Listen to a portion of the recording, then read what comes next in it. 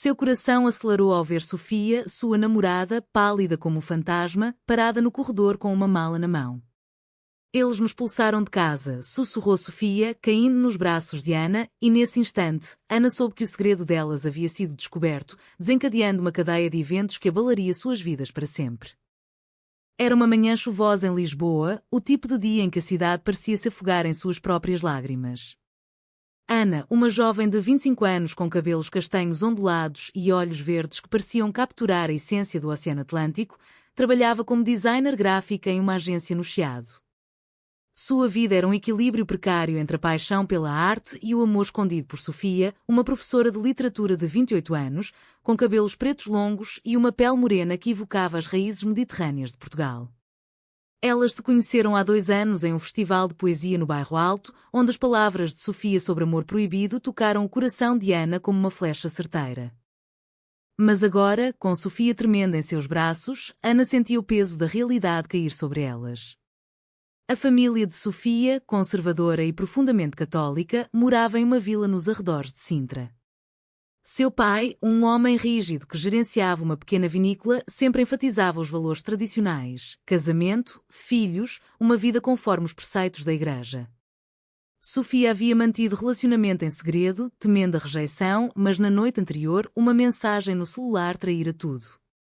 Sua irmã mais nova, curiosando, encontrou fotos íntimas, nada explícito, apenas olhares e toques que diziam mais do que palavras. O confronto foi inevitável. Eu tentei explicar, disse Sofia, sua voz entrecortada por soluços, enquanto se sentavam no sofá gasto do apartamento de Ana. Disse que era amor verdadeiro, que não escolhi ser assim. Mas meu pai... Ele gritou que eu era uma vergonha, que estava traindo Deus e a família. Minha mãe chorou, implorando para eu curar isso. Ana apertou as mãos de Sofia, sentindo uma raiva surda crescer dentro de si. Ela própria havia saído do armário aos 20 anos, enfrentando a desaprovação inicial de seus pais, mas eles eventualmente aceitaram, priorizando o amor pela filha. Para Sofia, no entanto, a situação era diferente. Sua família era o pilar de sua identidade e perdê-los significava perder uma parte de si mesma. Enquanto a chuva batia nas janelas, Ana ponderava as opções. Elas poderiam lutar juntas, confrontar a família, mas isso exigiria coragem que Sofia talvez não tivesse. Ou poderiam se esconder mais, mas Ana sabia que isso corroeria sua alma. Vamos ficar juntas, murmurou Ana, beijando a testa de Sofia. Mas no fundo, ela questionava se esse amor valeria o preço da solidão que se aproximava. Os dias seguintes foram um turbilhão de emoções. Sofia se instalou no apartamento de Ana, um espaço pequeno mas acolhedor com vistas para o Tejo. Elas tentavam manter a rotina. Ana ia para o trabalho, criando campanhas publicitárias que promoviam diversidade, ironicamente, enquanto Sofia preparava aulas online, evitando contato com colegas que poderiam julgar. Mas o silêncio entre elas crescia. Sofia passava noites em claro, revivendo as palavras duras do pai: "Você não é mais bem-vinda aqui."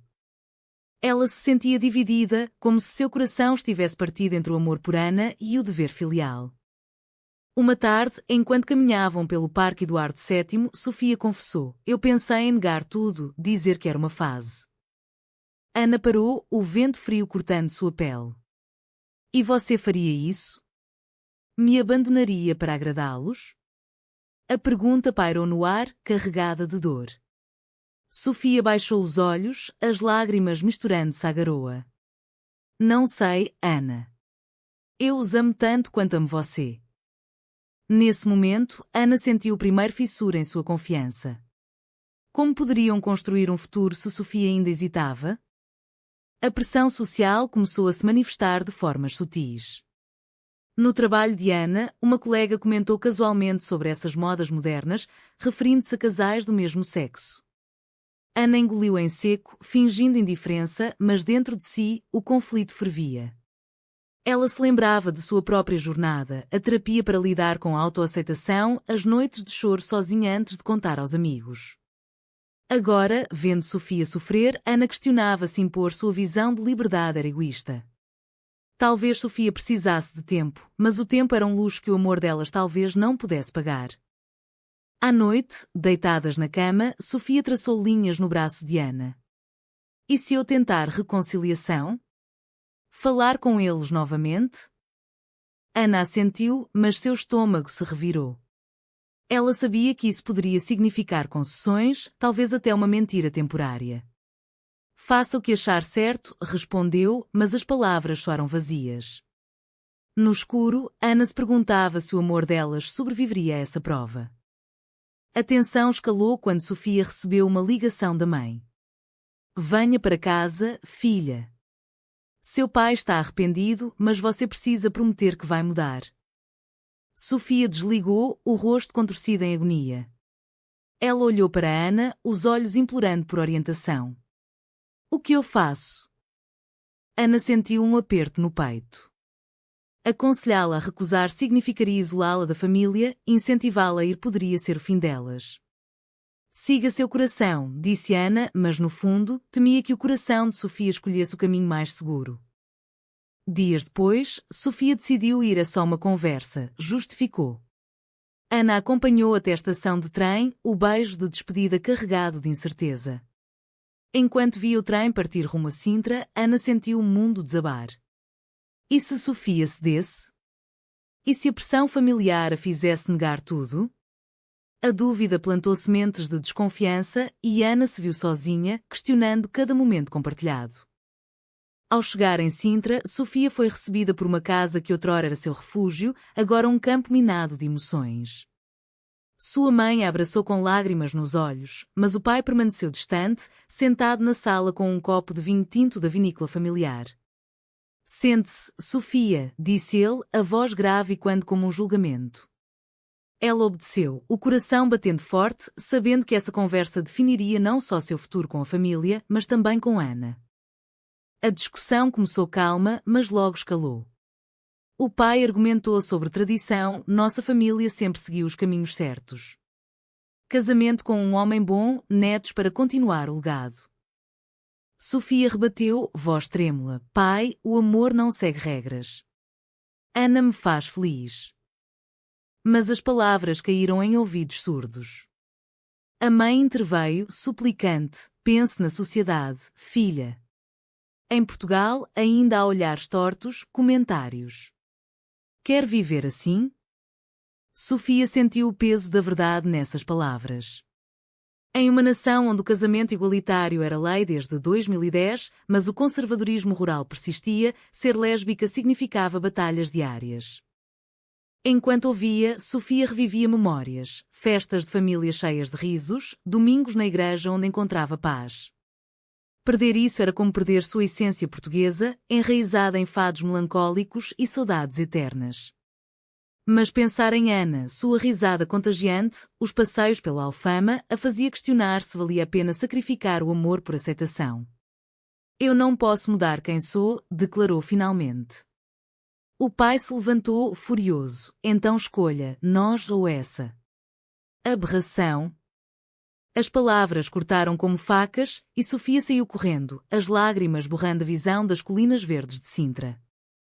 De volta a Lisboa, Ana aguardava ansiosa. Quando Sofia chegou, exausta e abatida, contou tudo. Eles querem que eu vá a um terapeuta que corrija isso. Ana explodiu, isso é loucura. Você não precisa de correção. Mas Sofia hesitou, e se eu tentar? Só para reconquistá-los? A sugestão atingiu Ana como um soco. Você me trairia assim? Fingiria ser algo que não é? O ar ficou pesado, e pela primeira vez, elas dormiram de costas uma para a outra, o silêncio gritando acusações mudas. Nos dias que se seguiram, a rachadura se ampliou. Ana, sentindo-se traída, começou a se distanciar. No trabalho, aceitou horas extras, evitando o apartamento onde as memórias as sufocavam. Sofia, por sua vez, mergulhou em livros, buscando respostas em autores como Virginia Woolf, que falavam de identidades reprimidas. Mas a solidão a consumia. Uma noite, em um bar no bairro Alto, ela encontrou uma velha amiga, Maria, que era abertamente gay e vivia sem amarras familiares. Você merece ser livre, disse Maria, tocando sua mão.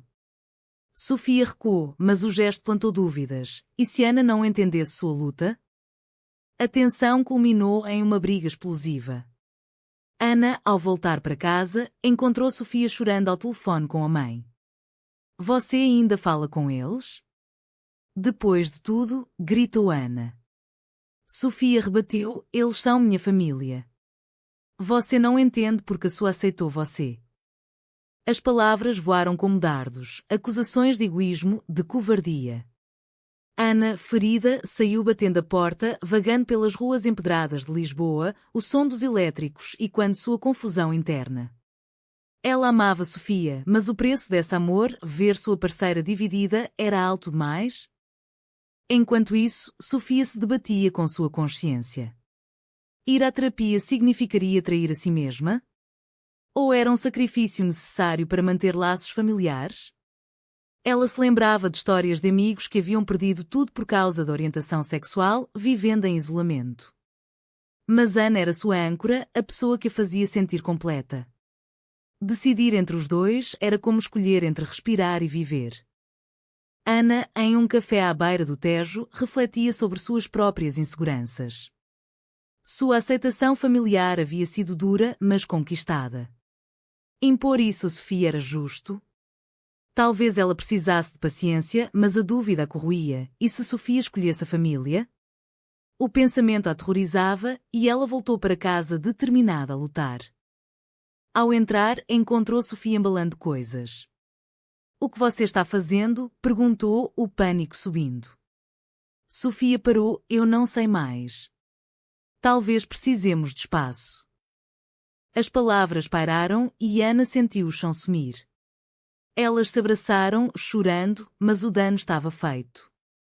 A noite terminou em silêncio, cada uma em seu canto, questionando se o amor poderia sobreviver a essa tormenta.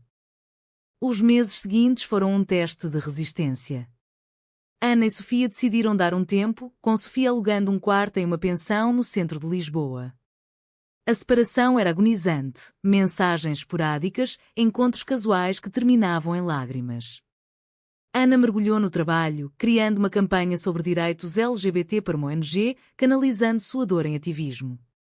Mas à noite, sozinha, revivia os momentos felizes, piqueniques em Belém, beijos sob as estrelas no mirador da Senhora do Monte. Sofia, por sua vez, iniciou a terapia sugerida pela família, mas com um terapeuta progressista que ajudou a explorar sua identidade sem julgamento. Você não precisa escolher, disse o profissional. Pode haver reconciliação. Inspirada, Sofia marcou um encontro com os pais em um café neutro em Sintra. Lá, com voz firme, explicou, eu sou lésbica e isso não muda. Mas eu ainda sou sua filha. O pai ouviu, relutante, mas a mãe chorou de alívio. Foi um pequeno passo, mas suficiente para reacender esperança. No entanto, a notícia chegou a Ana através de uma mensagem, estou tentando com eles. Ana interpretou como traição, sentindo-se abandonada. Em um impulso, ela saiu com uma colega de trabalho, Rita, que flertava abertamente. Não passou de um beijo, mas o arrependimento veio imediato. O que eu fiz? Pensou Ana, correndo para casa. A culpa a consumia, havia traído Sofia por vingança? Quando Sofia soube, através de fofocas no círculo de amigos, o mundo desabou. Como você pôde? Confrontou Ana em uma ligação furiosa. Ana chorou, eu me senti sozinha, rejeitada. A conversa escalou para acusações mútuas, Sofia de covardia, Ana de impulsividade. Elas desligaram o silêncio e quando como um abismo. A sociedade portuguesa, com sua mistura de progresso e tradição, amplificava os conflitos. Em eventos sociais, Sofia ouvia comentários homofóbicos disfarçados de piadas, Ana participava de marchas do orgulho, sentindo-se empoderada mas isolada. Ambas questionavam escolhas. Sofia, se valia manter laços familiares tóxicos, Ana, se o amor exigia sacrifícios unilaterais. Uma reviravolta veio quando o pai de Sofia sofreu um infarto leve.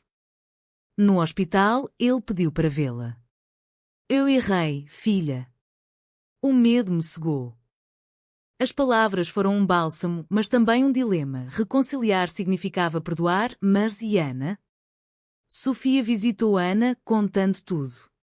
Eles estão mudando. Ana, ainda magoada, rebateu. E nós? Você me deixou de lado. A discussão foi intensa, revelando camadas de dor. Ana confessou o beijo, pedindo perdão. Sofia, chocada, sentiu a traição como uma facada.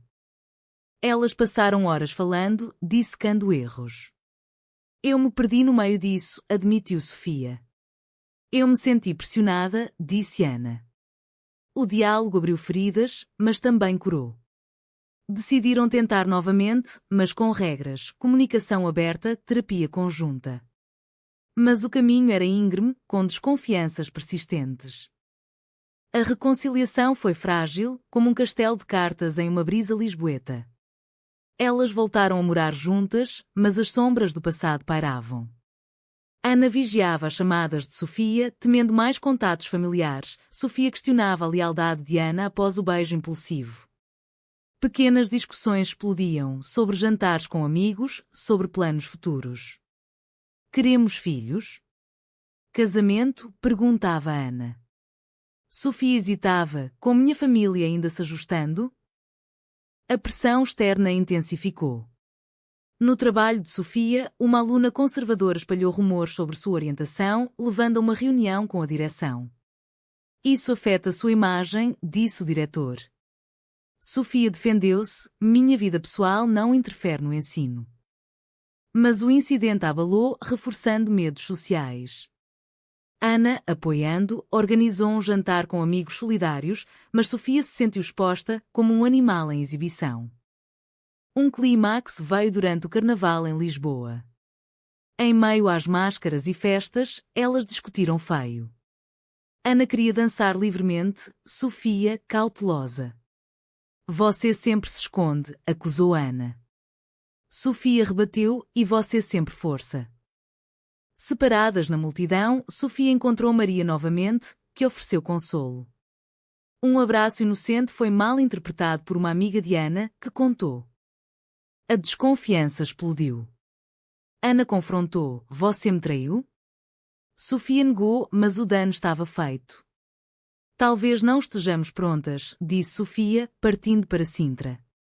Lá, com a família, encontrou apoio inesperado. O pai, agora mais aberto, aconselhou, siga seu coração, não o medo. Inspirada, Sofia refletiu sobre suas escolhas. Havia sacrificado muito por aceitação? Ana, sozinha, enfrentou sua própria crise. Em terapia, admitiu impulsos destrutivos. Eu a empurro porque temo perder. Decidiu mudar, enviando uma carta a Sofia, eu te amo, mas preciso que você escolha nós. Sofia leu, lágrimas rolando. Era um momento de decisão, família ou amor? Ou ambos? De volta a Lisboa, Sofia confrontou Ana em um encontro emocionante no Castelo de São Jorge. Eu escolho nós, declarou, mas preciso que você entenda minha jornada. Ana, aliviada, abraçou-a. Elas prometeram trabalhar juntas, terapia, diálogos honestos. A família de Sofia, lentamente, aceitou visitas conjuntas, com o pai até convidando Ana para um jantar. Mas a paz foi testada quando uma ex de Ana reapareceu, oferecendo tentação. Ana recusou, provando lealdade. Sofia, vendo isso, fortaleceu sua confiança. Juntas, enfrentaram preconceitos, um vizinho hostil, comentários online. Cada batalha as unia mais, transformando dor em força. Anos depois, casadas em uma cerimônia simples no Porto, refletiam no caminho percorrido, traições, perdas, despertares. O amor delas, forjado no fogo, era inquebrável. Mas a jornada as mudou, mais empáticas, resilientes. É certo sacrificar partes de si mesmo para preservar laços familiares, ou a autenticidade deve sempre prevalecer?